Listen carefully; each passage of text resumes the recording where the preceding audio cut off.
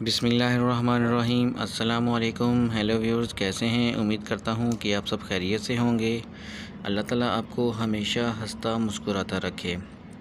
आज हम हाज़िर हुए हैं एक नई रेसिपी के साथ। आज हम बनाएंगे चिकन कोरमा, वो भी शान के सिर्फ़ एक पैकेट से बिल्कुल ज़बरदस्त और लाजवाब और दानेदार कोरमा बनाकर रेडी करेंगे, और वो भी किचन में मौजूद चंद चीज़ों से। तो बढ़ते हैं अपनी रेसिपी की जानिब। रेसिपी को करते हैं स्टार्ट। सबसे पहले कढ़ाई के अंदर 1.5 कप ऑयल लेंगे। तो ऑयल के अंदर हम शामिल करेंगे, हमारे पास तकरीबन 4 मीडियम साइज़ के प्याज हैं जिनको हमने बारीक काट लिया है। इनको गोल्डन ब्राउन कर लेंगे। प्याज को गोल्डन ब्राउन होने तक फ्राई करेंगे। तो देखें माशाल्लाह अल्हम्दुलिल्लाह हमारे प्याज बनकर रेडी हो चुके हैं। हम इन्हें निकाल लेंगे एक प्लेट में। बिल्कुल इसी कंडीशन में हमें चाहिए।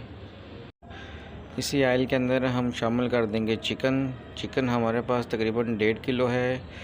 चिकन को हमने अच्छी तरह से धो लिया था, वॉश कर लिया था। तो हम इसे अच्छे से फ्राई कर लेंगे। चिकन को ऑयल के अंदर तकरीबन 5 से 10 मिनट इसे अच्छे से फ्राई करेंगे। तो देखिए माशाल्लाह अल्हम्दुलिल्लाह 5 से 10 मिनट हो गए चिकन को फ्राई करते हुए। तो हम इसमें शामिल कर देंगे 1 चम्मच हमारे पास लहसुन अदरक का पेस्ट है, ये इसमें शामिल कर देंगे और इसकी अच्छे से भुनाई करेंगे, अच्छे से फ्राई करेंगे ताकि जो लहसुन का कच्चापन है और जो गोश्त में स्मेल आती है वो ख़त्म हो जाए। तो देखें माशाल्लाह 5 से 10 मिनट हो चुके हैं। तो अभी हम इसमें शामिल करेंगे, हमारे पास 1 पाव दही है, दही शामिल कर देंगे इसमें और इसको अच्छे से मिक्स करेंगे।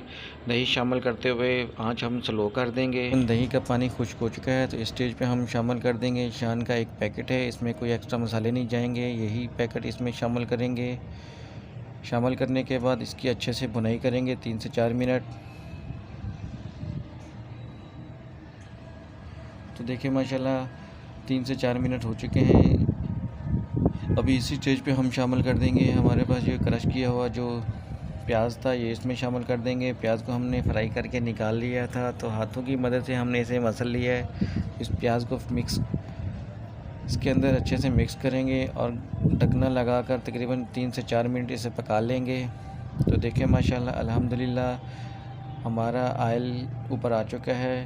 तो इस स्टेज पे हम शामिल कर देंगे, हमारे पास तकरीबन 1 गिलास पानी है, ये इसमें शामिल कर देंगे और इसको पकाएंगे तकरीबन 6 से 7 मिनट। इसे अच्छे से और पका लेंगे ताकि हमारी अच्छी से एक ग्रेवी तैयार हो सके।